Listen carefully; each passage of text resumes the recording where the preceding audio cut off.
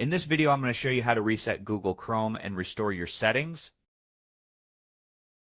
It's an easy process. You can reset Google Chrome without losing your saved passwords, history, and other important information. You may be asking, why do we need to reset Google Chrome browser? There may be a situation where Chrome is not working properly. It might be hanging up and it's now responding frequently. So you might be thinking of reinstalling it. But there is a safe way you can reset Google Chrome without reinstalling it.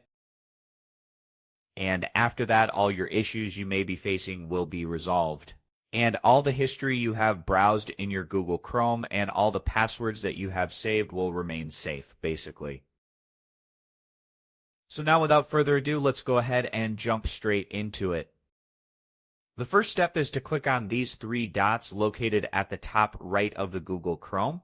And now just scroll down to find settings and then just go ahead, click on that.